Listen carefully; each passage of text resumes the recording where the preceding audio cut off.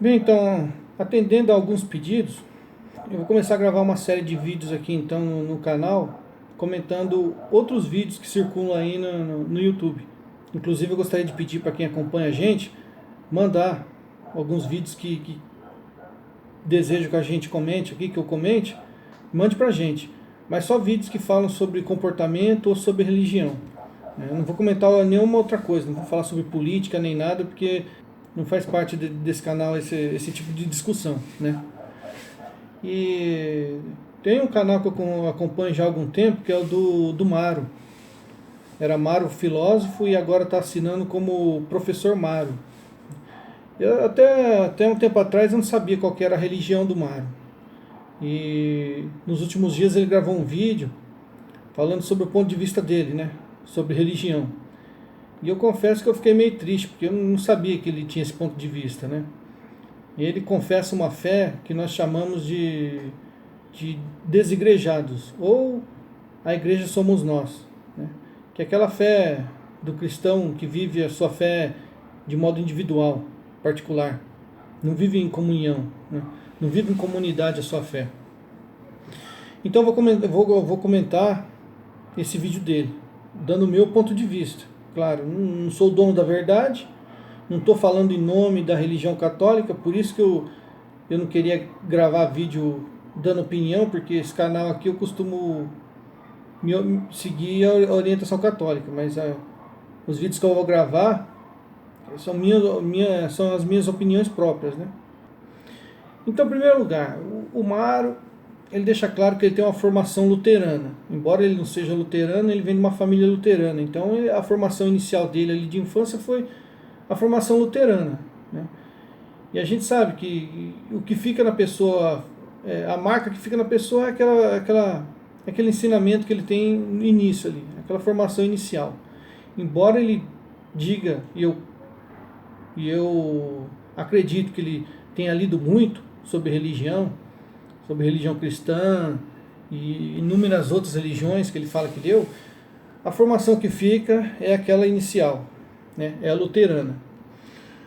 E o luteranismo, ele é uma vertente do que a gente chama, dentro do cristianismo, do gnosticismo. O luterano é gnóstico. Lutero era agnóstico, né? Isso aí está mais do que comprovado. Então a formação luterana é uma formação gnóstica. Gnosticismo, ao contrário do agnosticismo, ele admite que você, através do seu conhecimento, você tem como alcançar as verdades de Deus. Então você, por conta própria, através da sua intelectualidade, da sua razão, do seu raciocínio, e somente através disso, você tem como alcançar a Deus.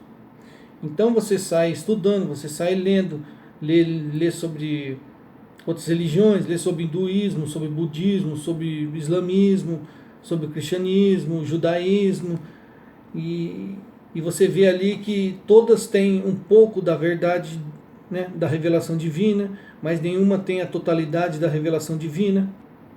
E através de você, da sua busca individual, você consegue chegar ali até a revelação divina. O cristianismo não é isso. No cristianismo nós defendemos que Deus, ele veio até nós, né? Ele se fez homem e ele veio até nós. O próprio Jesus Cristo, ele é Deus que se encarnou. Então as revelações de Cristo, nela está contida toda a revelação.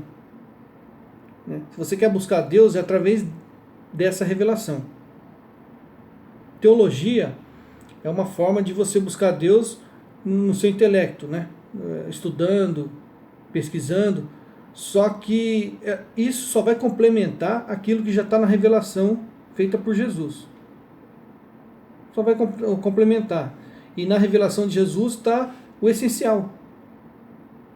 E isso que a gente vai buscar como complemento é apenas para tirar dúvidas do ser humano que ele tem. Entendeu? Mas a revelação, a plenitude da revelação, o que a gente necessita para ser salvo, está ali nos ensinamentos de Jesus Cristo. Não é necessário você buscar fora daquilo ali. O cristão pensa assim, o gnóstico não. O gnóstico acha que você tem que buscar um pouco aqui, um pouco ali, e depois juntar para ter uma noção. O cristão não. O cristão defende que a revelação está em Jesus e ponto. Ponto. Mas só que como ele tem um pouco daquela formação luterana, então ele tem um fundo gnóstico ali no pensamento dele. Então, um ponto que ele disse que eu quero comentar aqui. Ele falou o seguinte, né? A minha busca espiritual é individual. Procuro em mim mesmo e vasculho em meu ser para ver o que encontro lá. Acredito que a construção da crença de uma pessoa deve ser assim, deve se dar assim, de dentro para fora, trancado no seu quarto. É o que ele disse. Ele disse que a busca espiritual dele ele faz trancado dentro do quarto dele. Então ele se denomina um cristão espiritualista, que não segue a igreja. Isso que ele falou, no meu ponto de vista, eu vejo como de certa forma, um antropocentrismo, quase chegando a um egocentrismo, né? Porque ele põe ele no centro da revelação, no centro da fé. É ele parte, a partir dele, ele vai buscar, ao invés de buscar no exterior.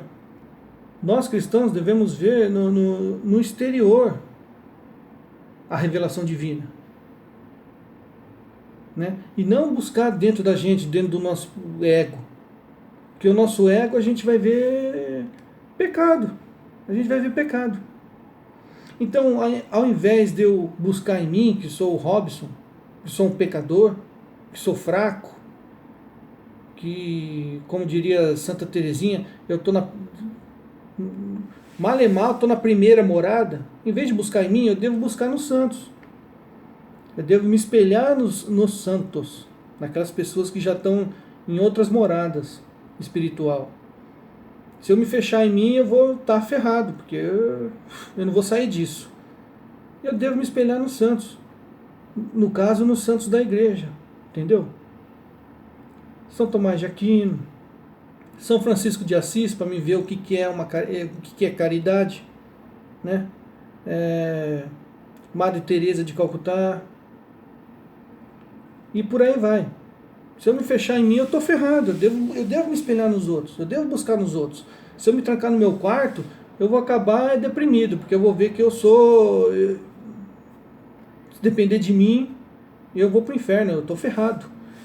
Mas ele não, ele defende que você deve partir de você, buscar em você. Então no Novo Testamento lá você abre em 1 Coríntios capítulo 12, versículo 20 ao 26. Né? Paulo deixa claro que nós dependemos uns dos outros para viver a nossa fé. Sozinho nós não damos conta, não devemos viver sozinho a nossa fé, nós dependemos um do outro. Porque aquilo que eu sou fraco, o outro me ajuda na minha fraqueza. E naquilo que o outro é fraco, que eu acho que eu posso ajudar, eu ajudo o outro. E nós caminhamos juntos. Um é pé, o outro é mão. Um é braço, o outro é pescoço. O outro é perna, e aí vai, um depende do outro. Nós somos membros de um corpo, mas um membro depende do outro. O que seria do ouvido sem o olfato? Da visão sem o paladar? Então, é isso que Paulo quer dizer nessa passagem, 1 Coríntios 12, 20 ao 26. Nós dependemos um do outro. Não podemos viver nossa fé de forma individual, egocentrista. Ele diz o seguinte: Cristo era assim também. Cristo se importava com a busca interior e não com as aparências. Você está errado, Mauro. Sinto muito te dizer, mas você está errado. Nem um extremo, nem o outro. Não vou falar que nós devemos só se preocupar com a coisa interior e deixar as aparências, mas também não vou falar que nós devemos se preocupar só com as aparências e deixar a vida interior. Nem um extremo, nem o outro, como você fez. Deve haver uma harmonia entre isso, né? Nós vamos lá, por exemplo, em Mateus 5, versículo 13 ao 16, novamente usando as escrituras. Vós sois o sal da terra. Jesus dizendo, achei. Vós sois o sal da terra. Se o sal perde sabor, com que lhe será restituído o sabor? Para nada mais serve, senão para ser lançado fora e calcado pelos homens. Vós sois a luz do mundo. Não se pode esconder a cidade situada sobre a montanha, nem se acende uma luz para colocar debaixo do alqueire. É isso que você está querendo fazer. Você está querendo que a gente coloque uma luz que está acesa embaixo do alqueire, para ela não ter serventia nenhuma. Mas sim para colocá-la sobre o candeeiro, a fim de que brilhe a todos os que estão em casa. Assim brilhe a vossa luz diante dos homens, para que vejam as vossas obras e glorifiquem a vosso Pai que está nos céus. Jesus está falando que nós devemos mostrar aos homens as nossas obras. Nós devemos ser vistos. Você que se considera um cristão, você deve ser luz do mundo, sal da terra. Não é para você se esconder no seu quarto, trancar no seu quarto e achar que trancado no seu quarto você vai converter alguém. Se cada um se trancar no quarto, conversão e evangelização não vai existir nunca. Você vai ser um egoísta. Não vai passar de ser, vai ser nada além do que um egoísta. E ele de seguir o Novo Testamento. Mas no vídeo dele ele só cita passagens dos evangelhos.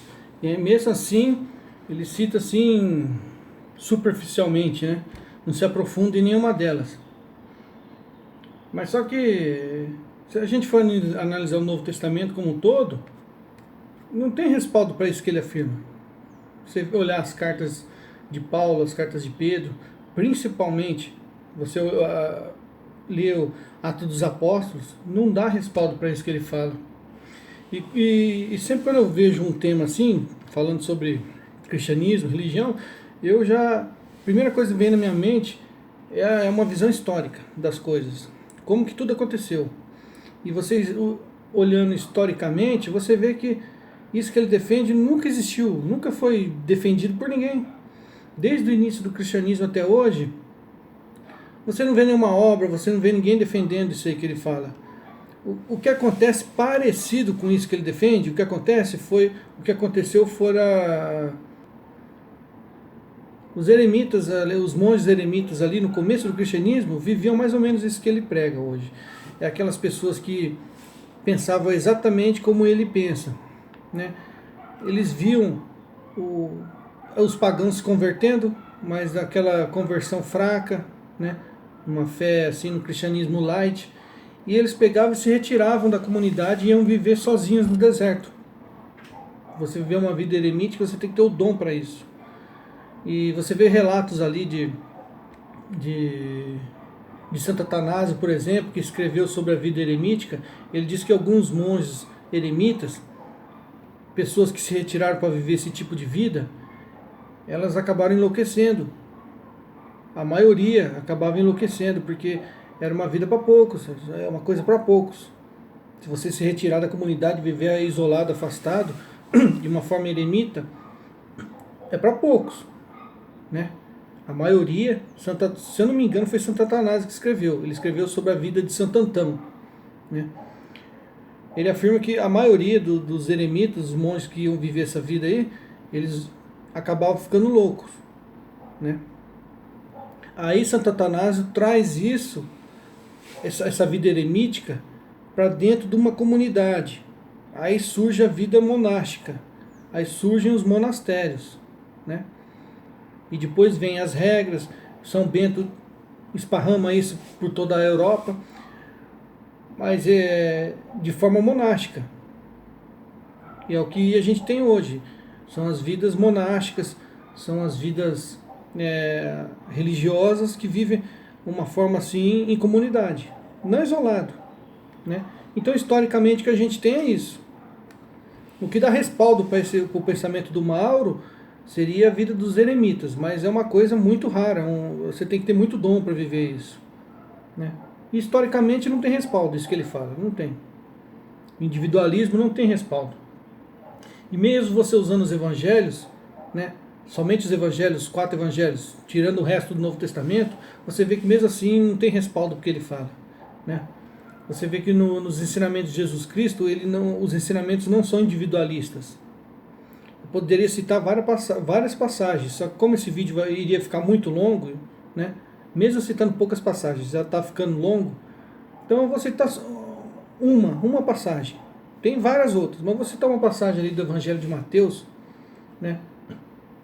Mateus capítulo 19, versículo 15 ao 17. É aquela passagem que fala lá: se teu irmão pecar contra ti, pega e repreenda, né? Admoeste-o.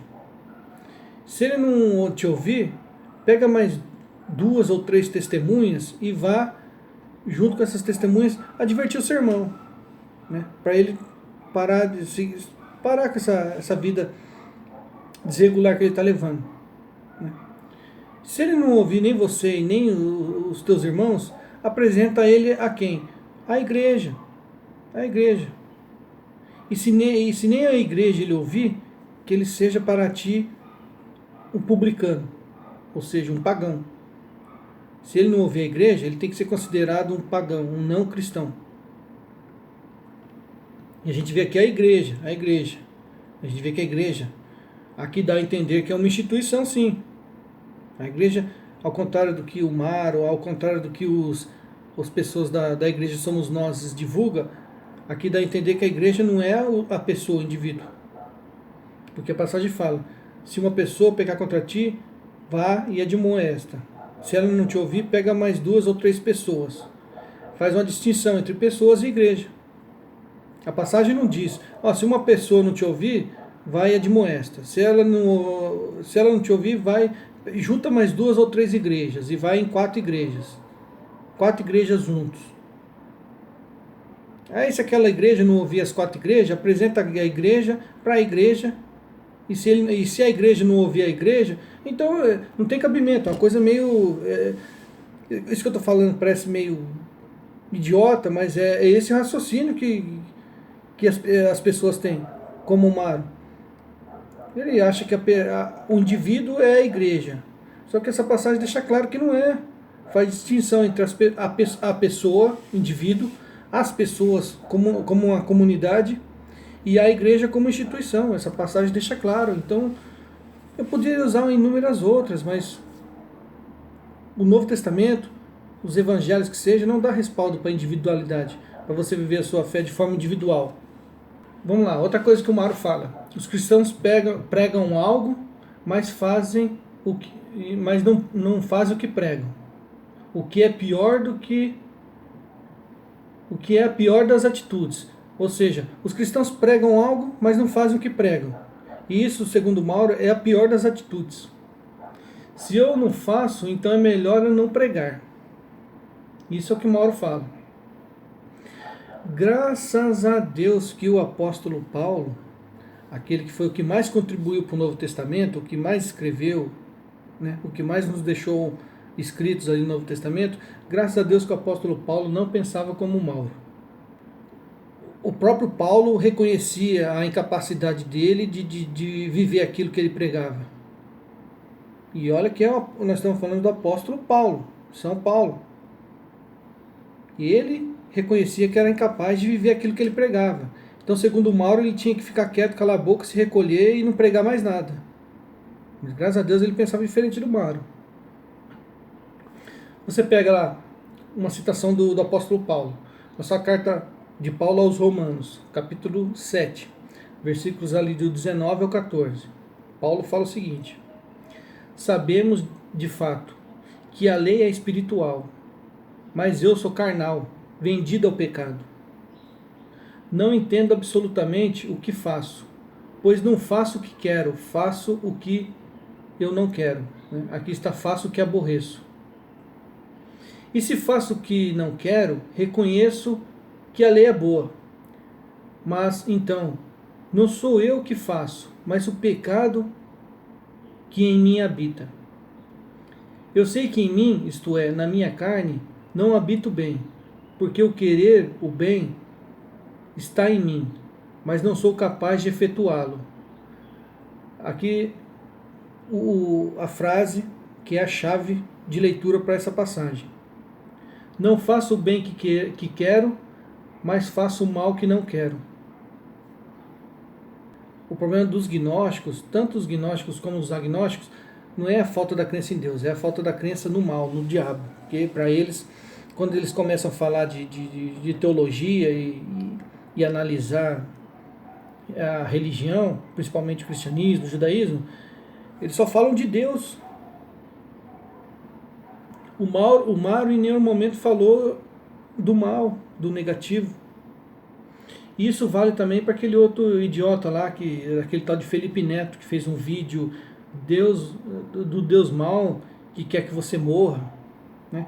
Você pega lá o Felipe Neto falando, ele só fala em Deus, Deus, Deus, Deus, Deus. Então Deus vira um ponto de referência para o bem, mas também vira um ponto de referência para o mal, porque tudo que acontece de mal põe na conta de Deus.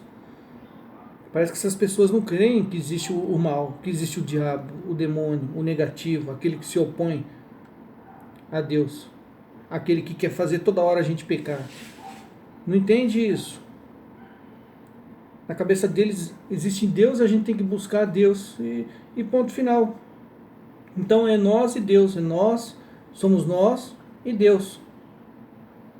Eles não entendem que entre nós e Deus também existe uma coisa ali chamada diabo. Existe o demônio. O demônio não quer que a gente alcance Deus. O demônio vai fazer de tudo para a gente parar ali no nosso ego, para a gente achar que a gente é incompetente, que a gente não tem a capacidade de alcançar Deus. O demônio vai fazer de tudo para você pensar assim. Essa é a única arma que ele tem, é a mentira. E ele mostrando para você algo que não é real, algo ilusório, mostrando a mentira, você vai desanimar, você vai parar de buscar a Deus. Então você tem que pôr na cabeça que existe o demônio, existe o mal. Sempre que vocês falarem de Deus, vocês têm que analisar também o outro lado, o lado negativo, que não vem de Deus, vem do demônio. Entendeu?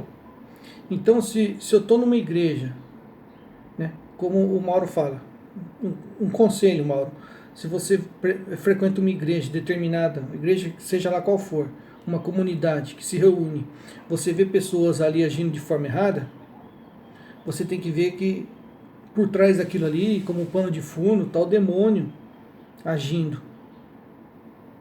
Entendeu? A pessoa é fraca também, ela é fraca, porque a gente não é tentado além do que a gente suporta. Mas a gente é tentado, e isso não deixa de ser um fato, a gente é tentado. O próprio Paulo, apóstolo Paulo aqui. Jesus uma vez chegou para o apóstolo Pedro e falou: ó Pedro, o demônio pediu para peneirar vocês 12. E eu vou orar por você. Os 12 já estavam há 3 anos ali, caminhando diariamente com Jesus Cristo. Foram tentados e caíram. Muitos ali caíram. O que caiu feio mesmo, que pisou na bola, foi Judas. E Judas já estava há 3 anos caminhando com o próprio Jesus Cristo. Imagine só se um dos outros 11 fosse se espelhar em Judas, fosse falar: nossa, o cara pisou na bola.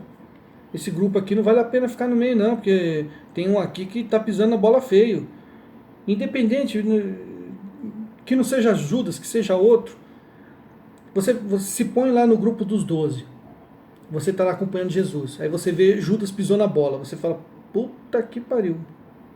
Um grupo desse aqui, o cara faz uma sacanagem dessa, eu vou pular fora disso aqui. Aí você decide continuar. Aí de repente você vê Pedro negando Cristo. Você fala: puta, que sacanagem desse outro aí também. Então não é só um, são 2 sacana. Aí você lembra que lá atrás, João e o irmão dele, né, falaram para Jesus: ó Jesus, deixa que a gente mande cair fogo do céu para destruir esse povo aqui que não está crendo na gente. Aí você lembra: putz, tem mais aqueles 2 lá que pensaram assim. Os caras são ruins pra caramba. E eu tô num grupo desse. Aí no final você vê Tomé lá, não acreditando que Jesus ressuscitou. O Tomé que acompanhou por 3 anos Jesus. E ele não crê na ressurreição. Você fala: isso é o pingo d'água. Pô, o cara tá 3 anos com a gente e não acredita. É muito sacana, esse cara é muito ruim. Então eu vou abandonar isso aqui, vou abandonar esse grupo aqui, porque só tem sacana, só tem pecador, só tem cara que não crê em Jesus, não faz o que Jesus diz.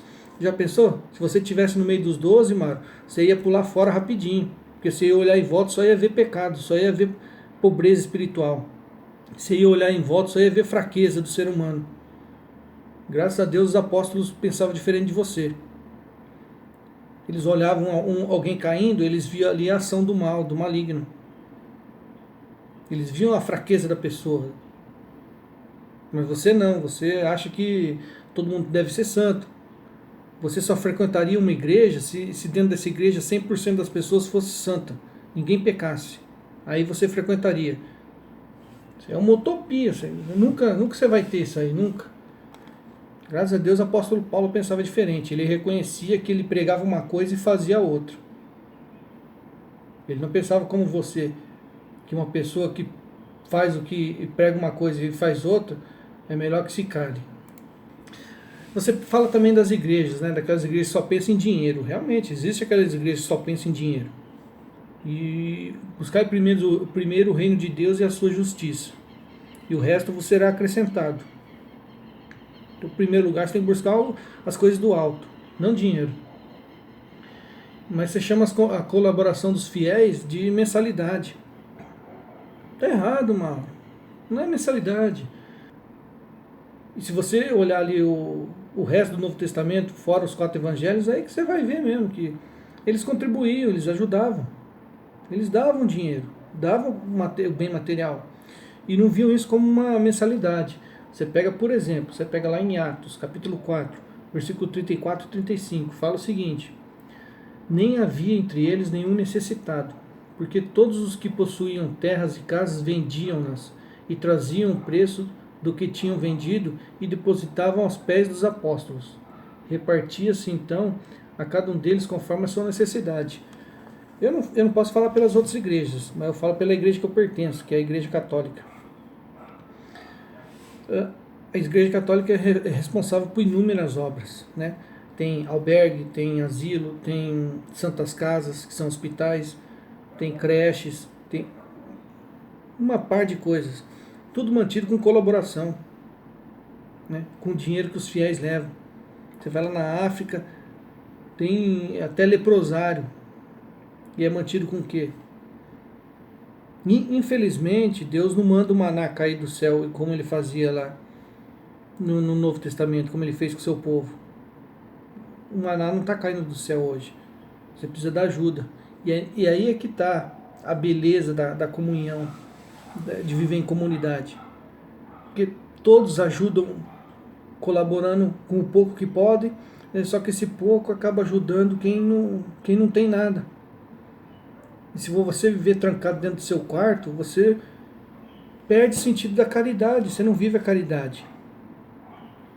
O único momento que Jesus diz para você se trancar no seu quarto é quando ele fala sobre oração, que você cita no seu vídeo.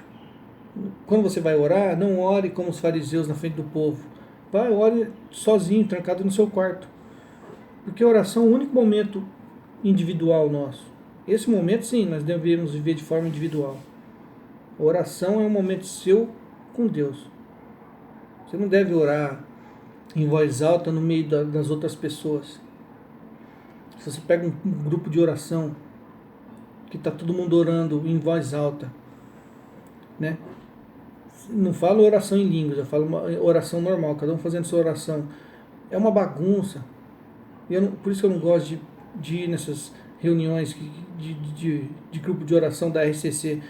É você ver cada um falando, você não consegue se concentrar no que você está falando.